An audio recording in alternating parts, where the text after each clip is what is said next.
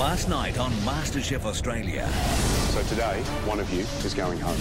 Poe, Jeannie and Andre faced off in the pressure test. Jenny, I'm sorry to say you're out. Tonight, celebrity chef Matt Moran steps up to the hot plate. You wouldn't be standing here if we didn't think you had what it takes to take Matt Moran down. Bring it on, buddy. It's Justine's second attempt to beat a pro. I'm really proud that I can do this again. Will she get fast-tracked to the last week of the competition? It's going to be a tough one. I don't know if I'm going to be able to get this dish up in time. Justine, I'm going to give you encouragement. Hurry up.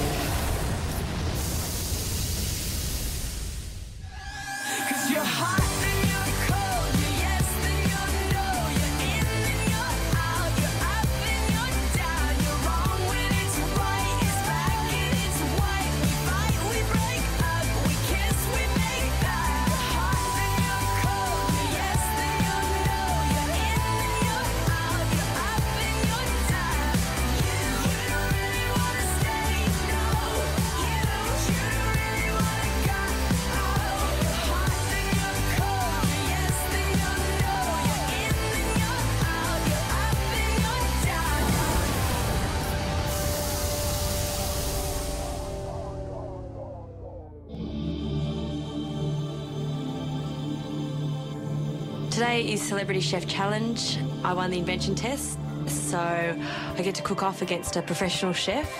I reckon the word must be getting around that 2 chefs have been beaten now, so, you know, I think they'll be taking it really seriously. Bringing on big guns? Yeah. As I put my chef jacket on this morning, I'm really proud that I can do this again. Maybe this is my chance to go straight to the finals, who knows? I'm a little bit nervous. I know it's going to be a massive day. A lot is riding on today. At this stage of the competition, winning Celebrity Challenge is very important to me. Juzzy walks into the kitchen. She looks beautiful. She looks like she belongs in a chef jacket. Now, you've been here before, haven't you, Justine? Just 2 weeks ago, you cooked off against Italian chef Guy Grossi. You lost to him by just 1 point. Justine, you know that you could achieve this. You could be like Lucas. 8 out of 10. You could be like Julia, out there working and training outside of the MasterChef kitchen, waiting to come back in that final week. It's a real possibility. You're about to battle it out with one of the most awarded chefs in this country. The 2 of you will cook the same dish, and the judges will taste your efforts and give them a score out of 10. If you score higher than our celebrity chef, then you'll be awarded with a free ride through to the final week of MasterChef Australia. You are one of our top cooks in this competition right now. If there's any words of advice, you need to multitask today. Everything you do needs to be precise. Well, Justine, it's time to find out who your competition will be. His Sydney restaurant Aria has been awarded a 2 chef hat status, not once, but 8 times. He is Chef Matt Moran. No mistaking who that is. We all know Matt Moran is the executive chef at Aria restaurant. Yeah, Matt Moran's just hardcore. Everyone rates him as a bit of a superstar chef and, you know, he's a heavyweight in the chefing world. I've seen his face on cooking shows, I've seen his books, I know about his restaurants. You know, he's an Australian icon in the chef world. I'm Matt Moran, chef and owner of Aria Restaurant. Aria Restaurant is a fine dining restaurant and it's been here for 10 years now. What it takes to succeed in this industry is a lot of hard work and a lot of love. If you don't love it, don't do it. Matt, welcome to the MasterChef kitchen. Pleasure to be here. You today will be cooking off against Justine. Now, Justine, you'll be cooking one of the dishes from the current menu at Aria. Matt will give you a copy of the recipe. He'll allow you to taste the dish, and he'll give you a 15-minute head start. Oh, we're going to get half an hour. You wouldn't be standing here if we didn't think you had what it takes to take Matt Moran down. Okay? Now remember, we won't know who's cooked which dish until we've tasted and written down our scores. Gentlemen. Well, it's time for Matt to reveal what you'll both be cooking. I automatically think, hopefully it's a main, hopefully it's meat. Please don't give me dessert. The dish is a dessert. There we have our pear tart, poached pear, caramel sauce, a little bit of crumble and some double cream. Matt, why did you choose this dish? It's just a sort of a dish which has got lots of different components to it and lots of different dishes in that dish. What's the most difficult part? The main part is the tart, and that's what's going to go wrong. You've got to get that nice caramelisation on it. You've got to make sure that the pastry is cooked underneath, otherwise it becomes really soft, and you need that crispness. Make sure your pear is cooked enough. Don't overcook it because it becomes mush. Justine, would you like to taste? Absolutely.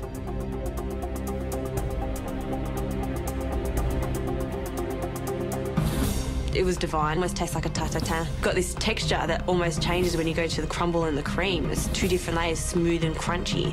It's art on a dish. You will have a 15-minute head start. In total, you'll have an hour and a half to prepare Matt's dish. Matt, you will have an hour and 15 minutes. Your time starts now. Good luck.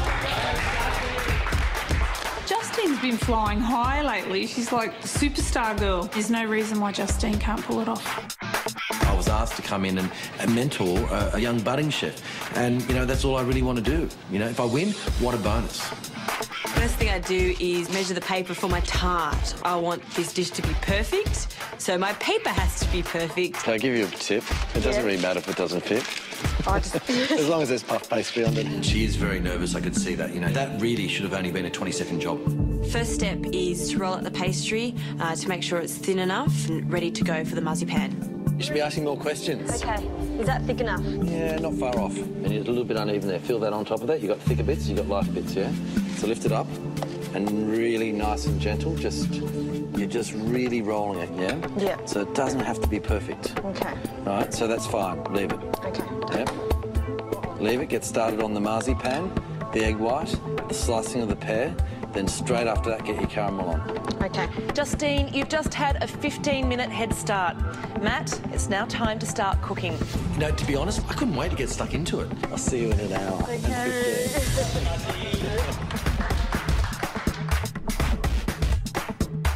He puts 5 things on to do at once. These chefs, they don't even measure stuff. They just throw stuff in pots and get on with it. I dare say it took Matt the best part of 3 minutes to catch up to Justine. Justine, I'm going to give you encouragement. Oh, okay. Hurry up. I'm actually feeling a bit nervous now. I know I'm not the best dessert cook. I have 1 hour to do another 5 elements. I don't know if I'm going to be able to get this dish up in time because it looks bloody hard.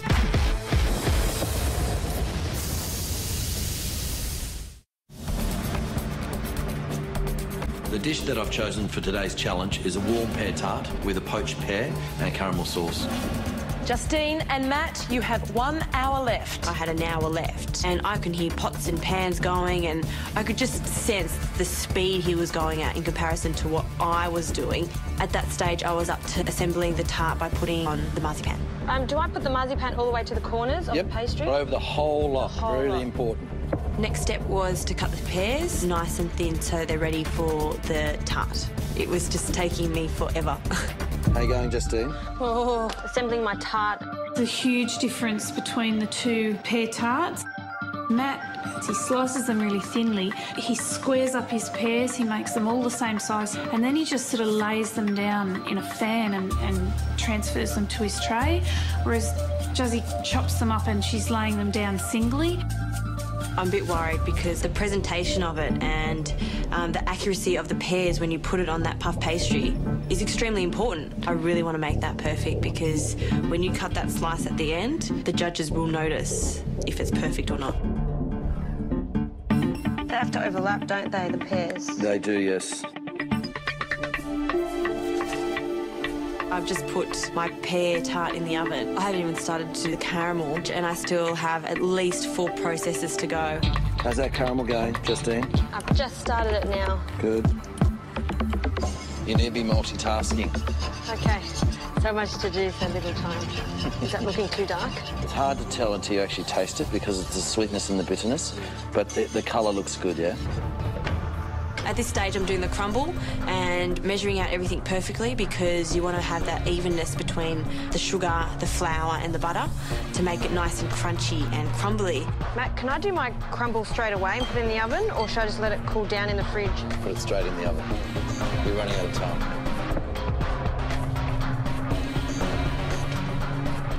I know that Matt's finished majority of things. The pear needs to be poached. I prepared the liquid. A squeeze of lemon and just leave the half in there. Just leave the whole half in there. Put the pear in it, put some alfoil on top of it in order to submerge the pear to make sure that it's cooked evenly. He's literally finished nearly every component part of the dish. He's so in control, but he's a little bit gutsy as well. I hope she can catch up. I'm in the shit at the moment. It's really important with the tart is you actually bake it on the bottom to get the puff pastry cooked. Once that's cooked, you put a little bit of caramel on top and you actually flip it over just to let the bottom of it, the base of it, actually cook out a little bit because you don't want it to be undercooked. I open the oven and that pastry is not cooked at all. It looks a bit raw underneath, doesn't it? Yeah, it does. Yeah, it needs longer. Sorry. There's something wrong. I've maybe not put the temperature up high enough. I didn't have time to waste, so Matt helps me and we just put it in his oven. Quietly observing. She took her tart out and left her crumble in the bottom of the oven. Major mistake. Oh my gosh. I'm freaking out because I have so much more to do. Where are the other two? 3. Oh, you only did 1, did you? I did 1. How many did you do? 4. How come? Well, that's what the recipe says. Let's just hope no one else is coming for dinner. I don't have time to poach 4 pears. I don't have time to core 4 pears. I just do 1 and hope for the best. It's a risk to only poach 1 pear. Of course it is. If it doesn't work out, then there's not a lot of time to do another one. All right. Yeah, I just want my tart to work. Justine and Matt, 15 minutes to go. 15 minutes to go, the tart's looking good. It's amazing, it just puffed up beautifully. I'm getting on the right track. This is working. I still have time to finish everything. Be careful, not too much. Yeah. Right, I need to flip him over. While I was concentrating on my pear tart, because that was my little baby, I wanted to make that perfect. I just need the top. I kind of forgot about my crumble. Oh my gosh.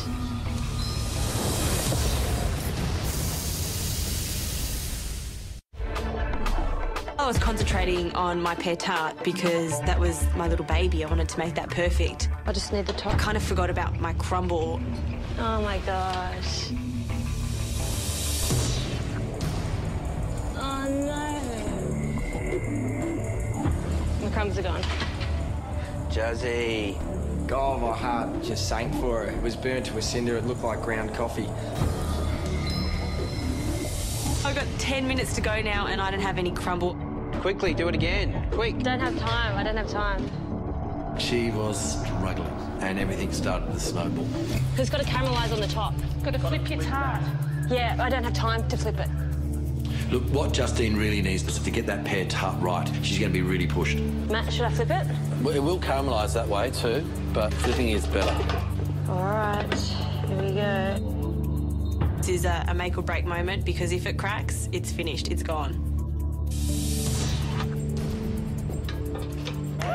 Tarts come out, it looks beautiful. But you know what? The crumble's burnt. I need crumble on that plate or else they're going to know that that's mine and I failed. My instincts were just get some more crumble on. Even if it doesn't work, just I've got to try. I didn't even measure. I was just chucking in some flour, a bit of sugar, a bit of butter, a bit of ginger, just get it in there as soon as I could.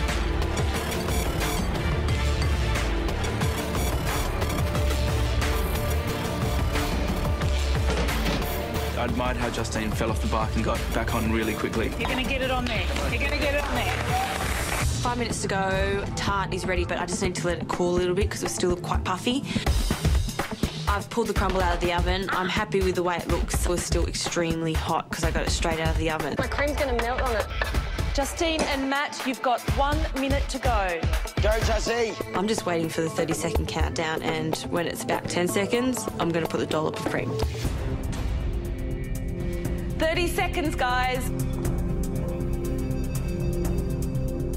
Just wait. Stand there and hold it until the last 10. 10 seconds to go.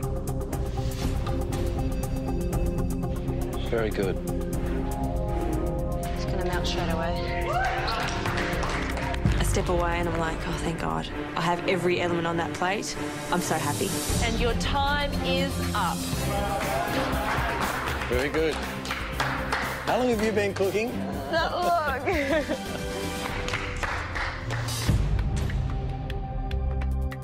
Justine, your plate 1. Please bring your dish forward.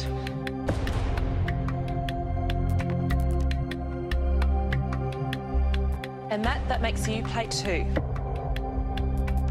I have to say, hers looked pretty good. And that's when I started to get a bit nervous, you know. I thought, you know, she can beat me quite easily. Now, the judges have absolutely no idea who cooked what dish. Both dishes will receive a total combined score out of 30, and the highest score will win.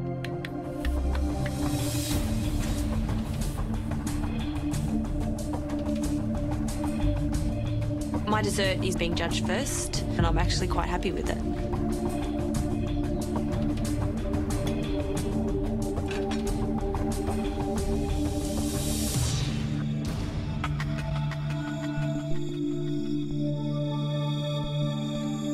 The pastry's really, really well cooked. It's crisp, you know, it's toasty on the bottom. Nice caramelised, glossy, sweet pear on the top. It's excellent dessert. Very, very good dessert. If there's any negatives, a little bit crunchy on the pear and a little bit dry. If plate 1 is Justine's, that girl's got some serious talent. She's definitely a big contender in this competition.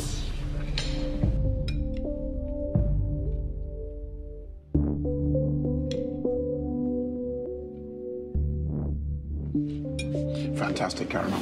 While I think the crumble could be darker, it still has a crispness that's very attractive and adds another element to the dish. I know this girl is good, but of course I want to win. It's pride and ego on the line here.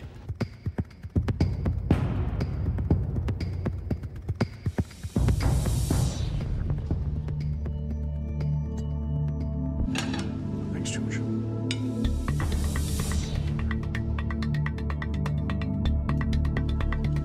The tart, even though it looks much better, plate number 1 may have had the edge for me in terms of just the flavour.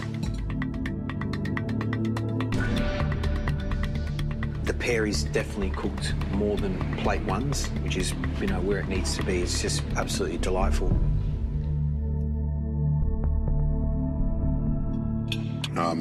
Caramels, very similar. Crumb, darker, more intricate in flavour. While there's beautifully cut pear across the top of the tart, it hasn't got quite the same crispness and lift that plate 1 had. Other than that, that's an impeccable dessert.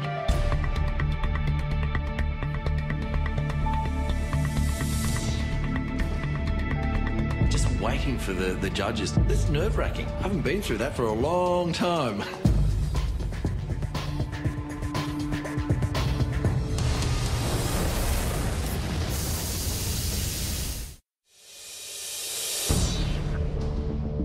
After all the chaos in my kitchen, I just can't wait to hear what they have to say about my dish. Well, judges, I can now reveal that plate 1 was Justine's. Matt, how did you score plate 1? 7 out of 10. Great dish. The caramel, almost note for note, exactly what we tasted on Matt's dish. George, what did you think of Justine's dish? 8 out of 10. Ooh. You know, my criticism is the pear was a bit crunchy.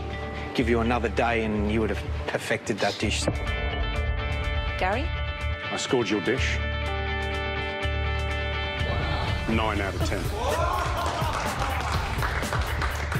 She's got what it takes. She's a talented young girl. 9 out of 10. Now I'm going to cry.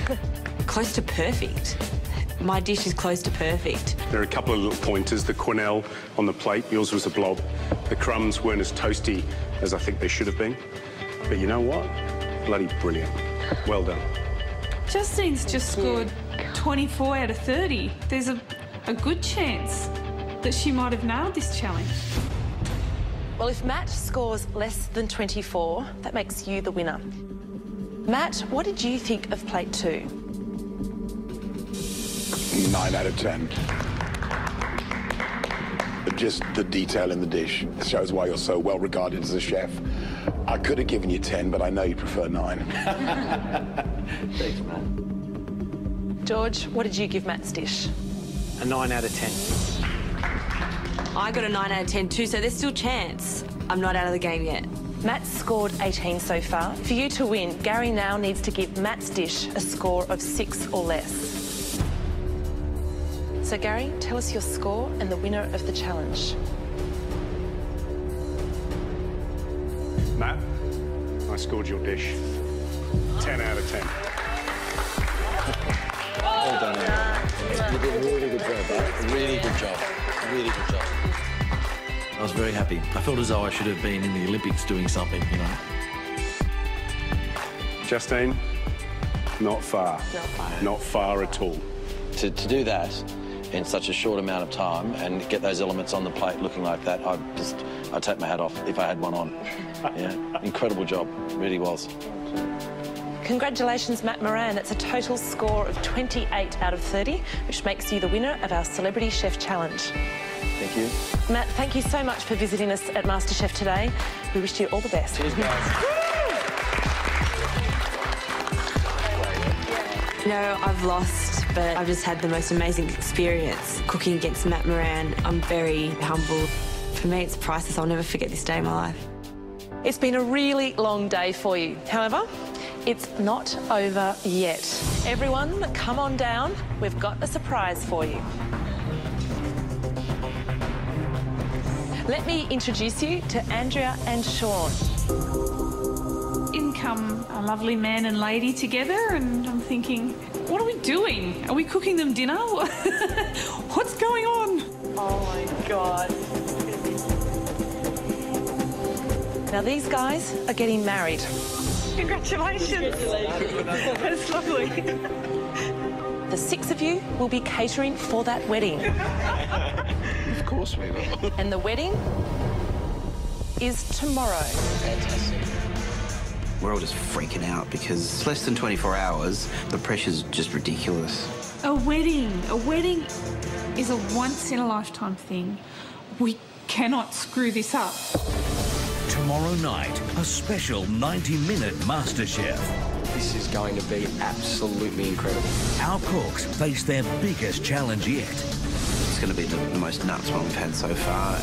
The final 6 work through the night in a test of endurance. Who doesn't have their wedding cake organised the day before their wedding? As they attempt to stage the perfect wedding. Let's go, come on, you can do it. I've really got to get these guys organised or we're going to be screwed. I know you're all working individually, but at the end of the day, there's a wedding upstairs and we need to feed them, okay? If Chris gets credit for this, I will be really, really upset.